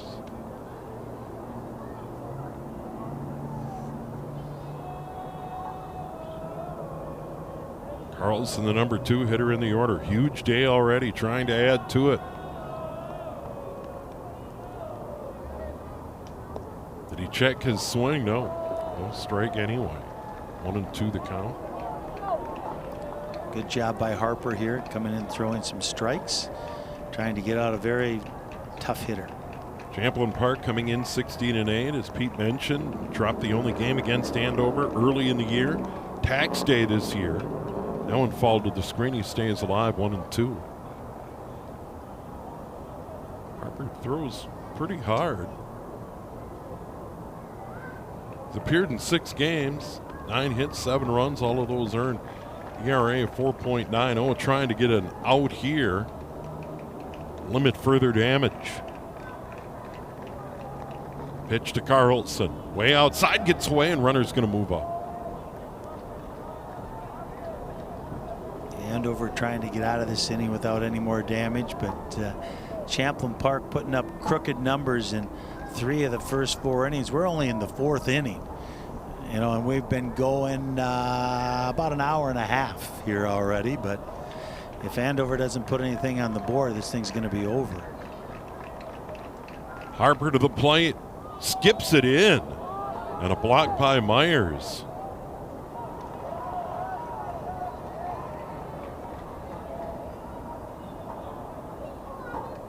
We've seen a few of those here in the last couple innings. Yeah, it hit that softer dirt right in front of home plate. I think that's a nice touch. And that one stabbed, and it's a walk. The misery continues for the Huskies now. Runners at the corners. And they sent 8 to the plate in the first. This is the 8th batter to come to the plate here in the 4th. They sent 10 in that huge 3rd inning. It has been a slog for Andover in this game. Kellen Oligmuller. Oligmuller has a hit and 3 trips. This one hit high in the air, may stay in play in foul territory, and Jackson Knutson couldn't get to it. That would have been Willie Mays style over there. Well, he got to it, but Yep. couldn't quite make the play, and that's a tough play right there. You got to be old to remember that. Or have seen the film of Willie Mays making that catch at the Polo Grounds. Yeah. I wasn't alive for that, but I saw the film. He liked doing that. The pitch, runner goes, no throw. Now the Rebels have 2 more in scoring position with Oligmuller at the plate. They've run that delayed steal a couple times. That's a great thing to do when you have runners on 1st and 3rd. Delayed steal, hop, and go. There's a strike, 1-2. 3rd pitch to work, Wyatt Harper. Simpson started, and Bauman. Now Harper for Andover. Coming into today trying to win game number 20.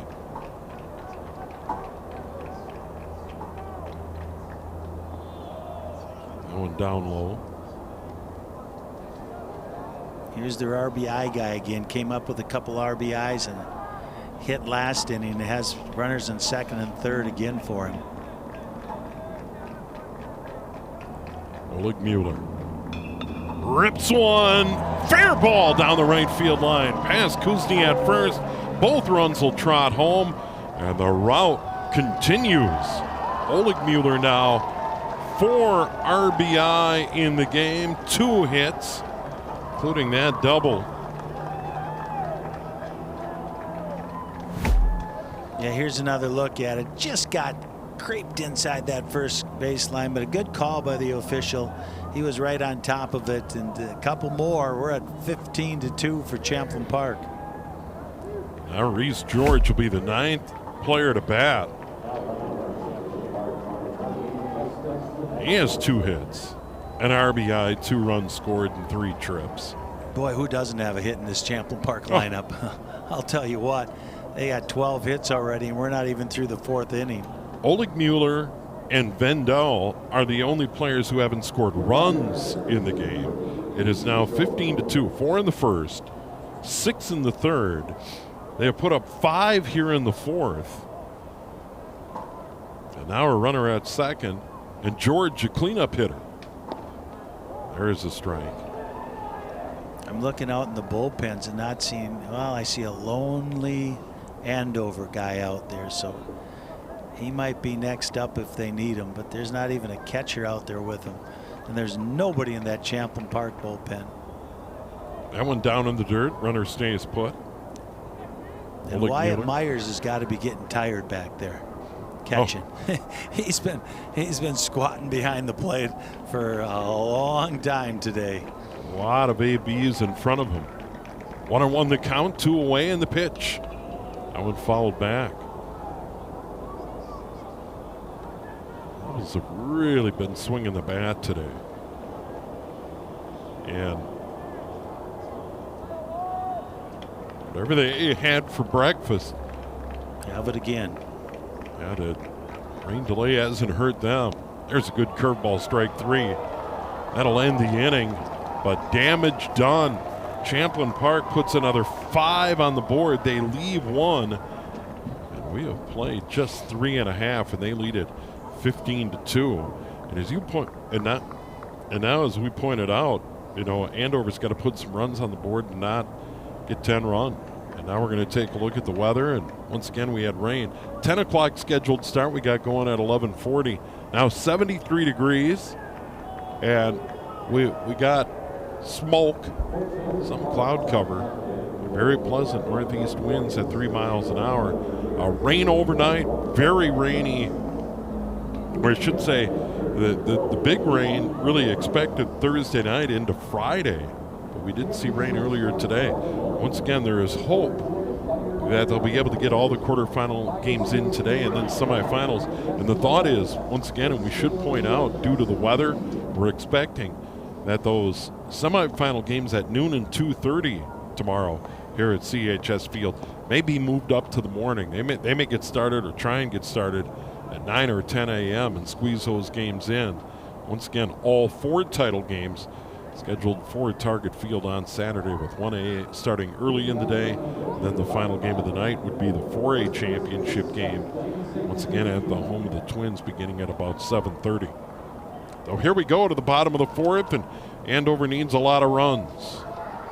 Yeah, it's a good idea to move those games up tomorrow. It looks like Saturday's going to be a lot better. So you hate to take that opportunity away from those kids to play at Target Field. So hopefully everybody gets their games in and we're on schedule. Norby's still on the mound. Rebel starter begins his 4th inning of work. Batter is Kuznia. Kuznia first pitch swinging in the air to center. Reese George on to make the play, 1 away. You know, that's the last 2 innings. First pitch outs. First pitch fly balls for Andover. So Norby doing what he needs to do, and that's throw strikes. Kuznia 0 for 2. Now it's Bittner. Bittner had an RBI double, or excuse me, had a double and then scored the second run.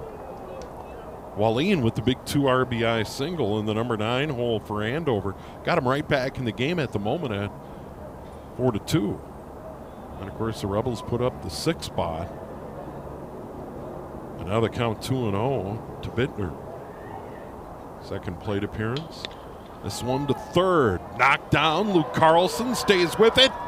Throws him out. Well, he did job 1, knock it down. Yeah, nice job there by Carlson. Knocks it down and makes a good, strong throw to throw out Bittner at first base. Here's another look at it. Nice stretch at first base. And there's 2 real quick outs. Oleg Mueller the pick. Either team has gone down 1-2-3 in this ball game. Looks like we have a pinch hitter up here for the Huskies, number 88, Reed Lindgren, the senior, getting an opportunity. He'll probably be going in second base for Rowe. That's who he's batting for. To short, Nick Carlson across the diamond. He is retired. And that's a quick 1-2-3 inning. Fly ball to center, ground out to third, grounder to short, and Andover through 4. Trails at 15-2. We'll come back with the 5th here on QCTV.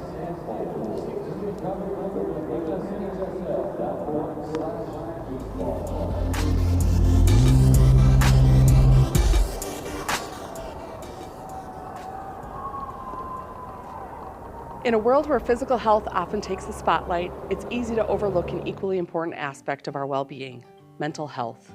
Yet despite its significance, mental health is often stigmatized, misunderstood, or simply neglected. From creating awareness to offering education and community wellness grants to hosting our annual 5K walk for mental wellness, the Mental Wellness Campaign for Anoka County is creating a community where mental health is as important as physical health. Let's break the silence, erase the stigma, and prioritize mental health. Together, we can create a world where everyone feels supported, understood, and empowered to live their best lives. The Mental Wellness Campaign for Anoka County, your mental health matters.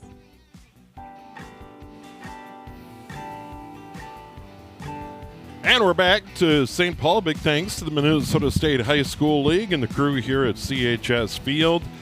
It is the first 4A quarterfinal of the day. Number 7 Champlin Park and number 2 Andover, and the Rebels dominating, leading at 15-2, and they'll swing the bats here in the 5th inning. And Wyatt Harper, third pitcher to work. And now the Rebels are going to come out and swing the bats here in the 5th inning of this ball game. And everything has gone their way today. They've had a really good start from Evan Norby. He's done his job, and now we're going to get a pinch hitter. Yeah, this is another senior hitter for Champlin Park. Tristan Wexeth. Tristan Wexeth, senior, digs in, looks at strike one from Harper. And as you predicted, Reed Lindgren in at second base for Andover. He pinch hit. And was the final out in the half inning that just ended. There's one inside, 1-1. Harper on the mound, Myers behind the plate. That one up high. We're going to probably see a spate of pinch hitters here in the top of the 5th inning with the Rebels up big, 15-2. Yeah, I see Yanish is on deck here. Off the mound, Harper grabs, throws in the dirt, dug out. Nice play by Kuznia.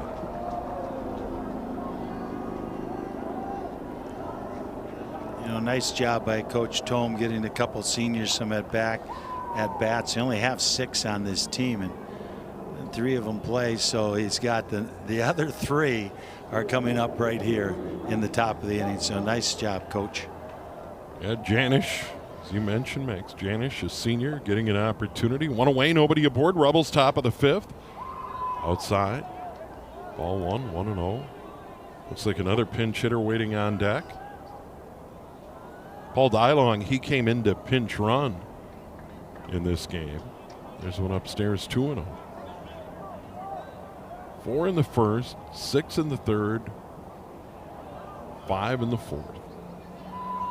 Really the story.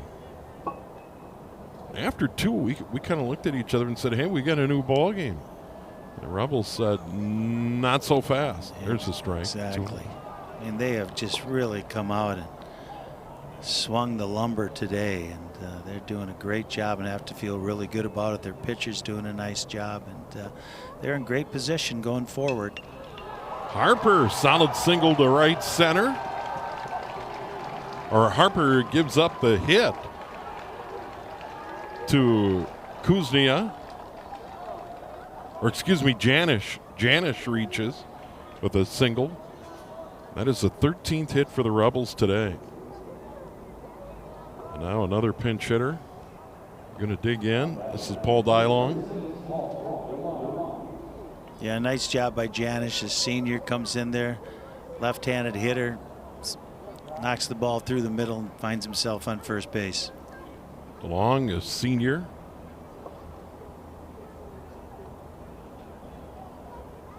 And now we got a pinch runner coming in. Like Donovan Vendel is going to come in and pinch run and probably stay in right, I would assume.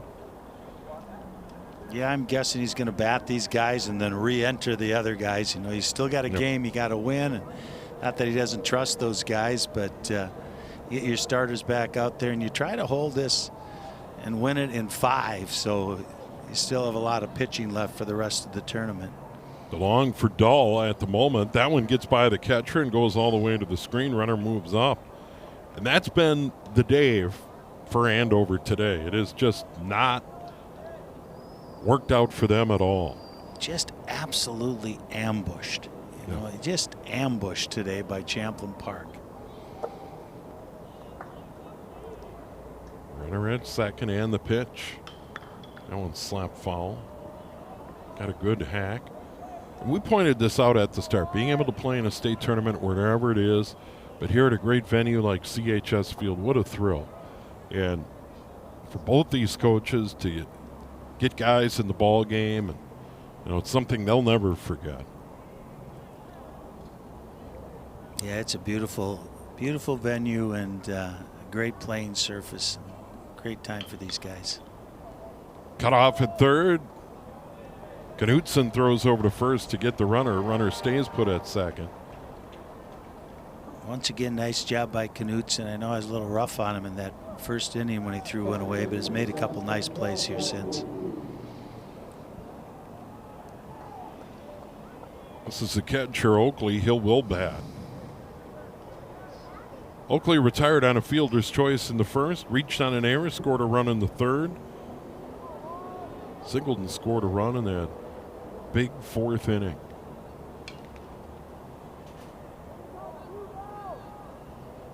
We've had a lot of those. Look at the board. 4 runs in the first, 6 in the third, 5 in the fourth. You know, Wyatt Harper, he's come in here and done a pretty nice job for Andover. Harper, long look at that runner at second, comes to the plate, down low. And you're right, Wyatt Myers. This is only the 5th inning, but it's got to feel like he's played 12 or 14 innings. He has had to deal with a lot back there. Well, I think we've gone about an hour and 45 minutes, and I think he's been back there for an hour and a half of that. You know, Andover didn't do a whole lot except for the 1 inning. Now we got another mound visit. Count is 2-1. There is a runner at second base. We're going to get another change. Harper's going to leave. We got another pitching change. 2-1 the count, 2 away to Oakley. And another Andover pitcher coming into the game, and this is going to be Jacob Harper. Harper, the senior. Harper, 6 games this year.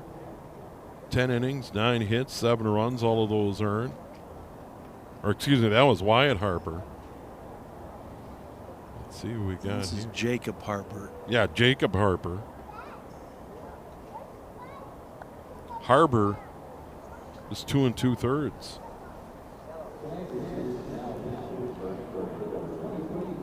And he's a senior, so you give him the opportunity here to come out, see if he can get that last out. Yeah, so Harper 2 2/3, 8 runs, or I should say 5 runs, all of those earned, 8 hits.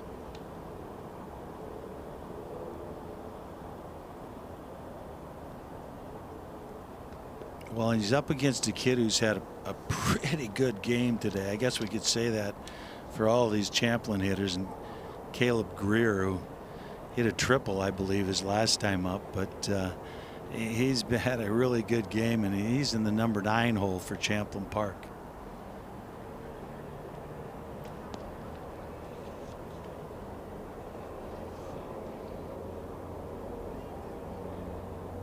Well, Oakley dig back in with the count 2-1. Runner at second. And it's Greer. And he had a 2 RBI triple in that 4th inning that certainly broke the game open.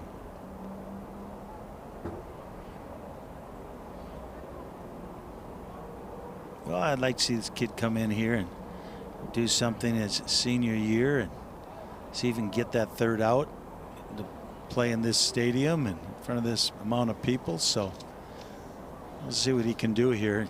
It's already inherited an account at 2-1. So you got to come in with a strike. So it is Harbor on to pitch. There is a strike. What a day, though, for the Rebels. Once again, they'll need just 3 outs to advance. Moorhead Minnetonka in game 2. There's one outside. 3-2 now the count. Rosemount Cretin-Durham Hall, game 3, and then Edina Farmington in the nightcap. Cretin-Durham Hall, the number 1 seed. Swing and a miss, struck him out. That'll end the inning, so he comes into the ball game, gets a strikeout. And Champlin Park leaves 1. We have played 4.5. We go to the bottom of the 5th. Champlin Park leading Andover 15-2 in this Class 4A quarterfinal from CHS Field in St. Paul here on QCTV.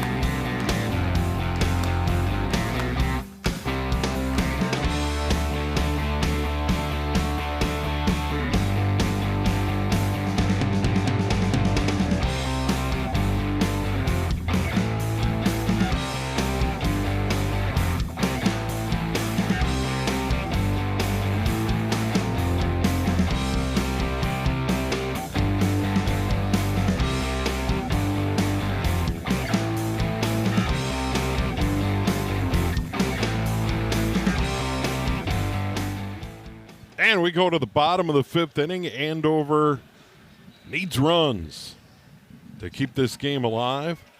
It'll be 9-1-2. Wallene, Myers, and Wallene. Big 2 RBI single in the bottom of the 2nd inning, and at the moment got him right back into the game, down 4-2. Wallene, this is his 2nd plate appearance. Evan Norby, starter, still pitching for the Rebels, and he's done a great job, Pete. Yeah, he really has. And looks like we got a pinch hitter here, and Deacon Eckes as a senior, number 2 for Andover, batting for Wallene. Give him an opportunity.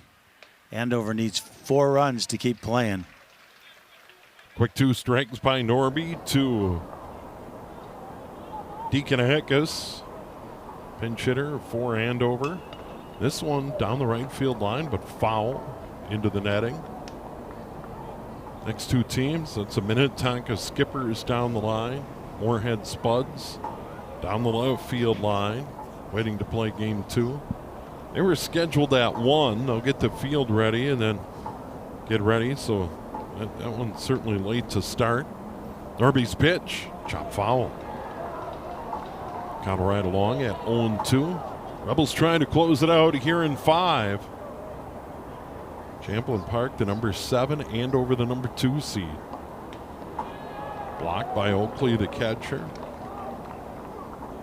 They've just played a clean game all the way around. Swing the bats. Got good solid pitching from Norby. Called strike 3. Yeah, they played pretty good defense too. I mean, they haven't made any errors out there, and you can't ask for more than that. Pitcher throwing strike, play good defense, pound the ball around the yard, and there's the results, 15-2. 3rd strikeout of the game for Norby. He's retired 5 in a row. We got the Huskies 1-2-3 in the 4th. And now Wyatt Myers, the catcher. He had a single and a stolen base to get Andover started in the bottom of the 1st. Retired on a fielder's choice in inning number 2 and looks at ball 1. This one hit high in the air to left, carrying deep. Greer going back. It's over his head to the wall. And this is going to be a one-out double for Myers. He hit a long way to left. Got it over the head of Greer. Yeah, he got all of that one and kind of turned Greer around there, but hit it off the base of the wall here at CHS. That's not an easy poke right there. So nice piece of hitting by Wyatt Meyer. Now it looks like another pinch hitter, Hunter Besky.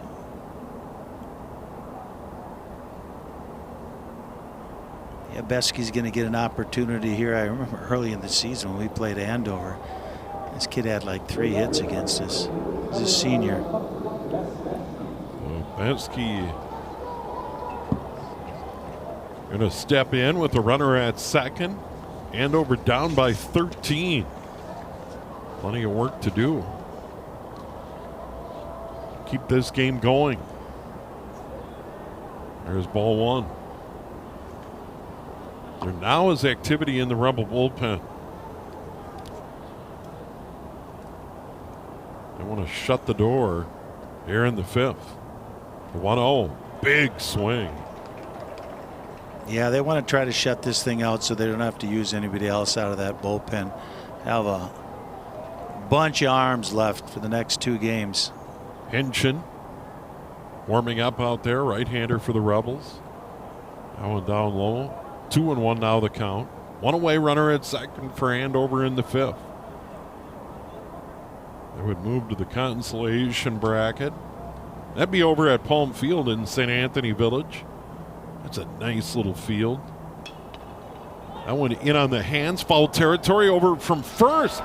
Oleg Mueller made the catch. In front of the Andover dugout, 2 away. That was a nice play.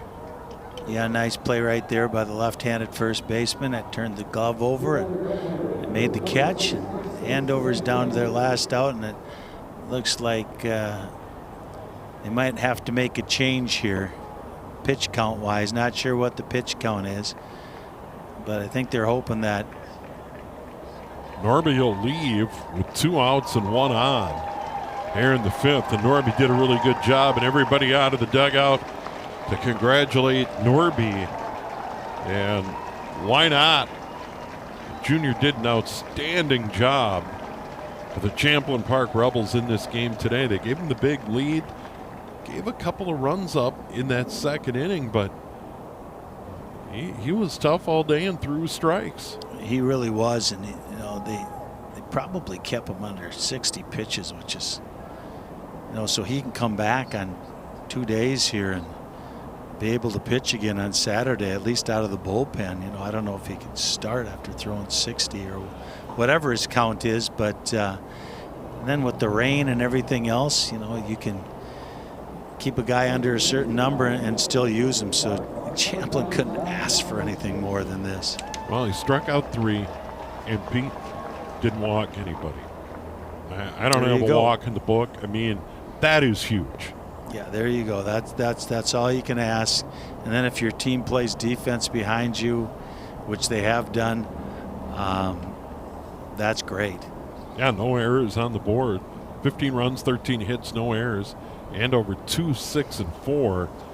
And those 4 errors came early, but it certainly was a sign that it wasn't going to be their day.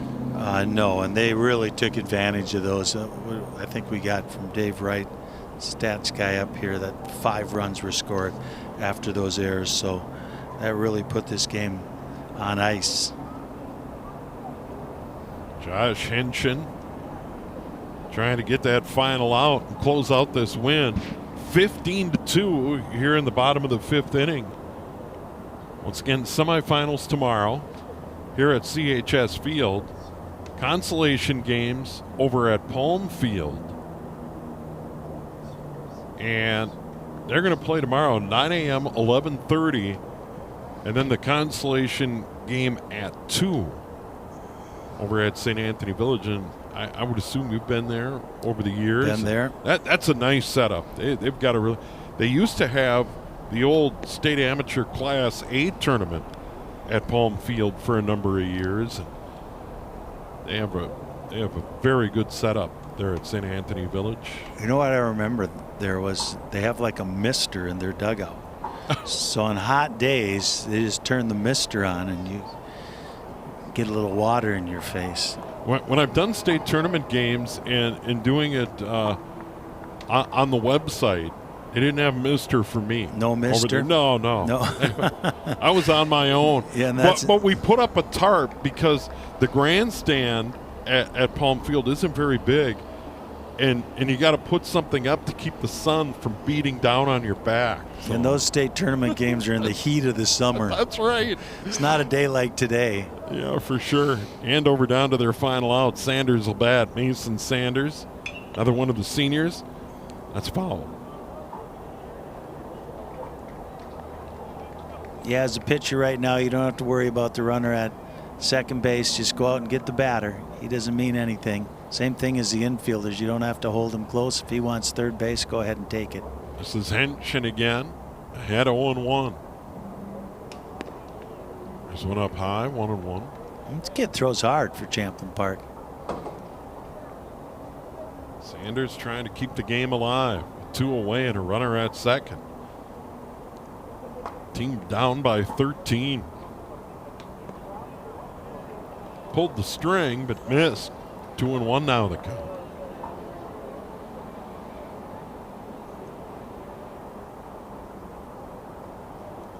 A lot of trucks on that bridge. There is it's a lot. amazing. I'm glad I'm not going to be on that bridge.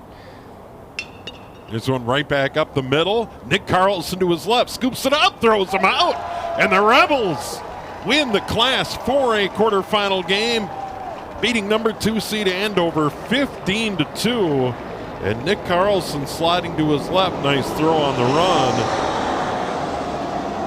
And the Rebels, as a jet flies over, heading for Holman Field, close out the victory. They dominate this one.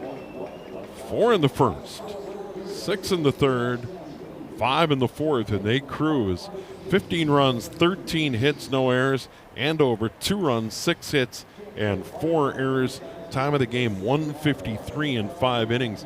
It was a long day for Andover. Yeah, and you can't take anything away from Andover. Had an excellent season, ending the season at 19-7, but they just ran into a buzzsaw today in Champlin Park on the top of their game, pitching, hitting, fielding. So congratulations to them. Congratulations to Andover on a good year. But Champlin Park's going to get the winner of this Minnetonka and Moorhead game, and they play like they did today. They got themselves a good shot.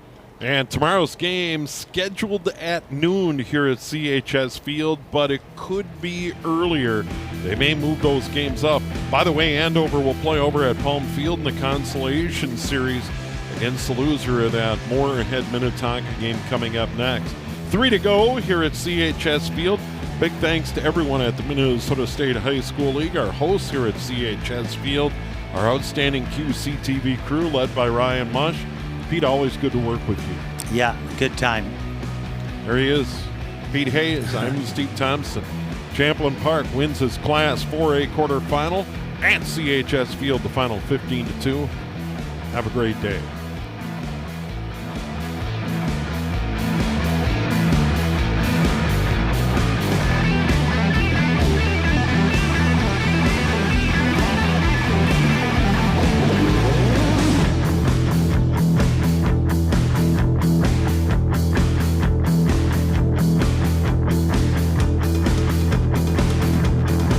This material is property of the Minnesota State High School League. No downloading, saving, or archiving of this production is permitted.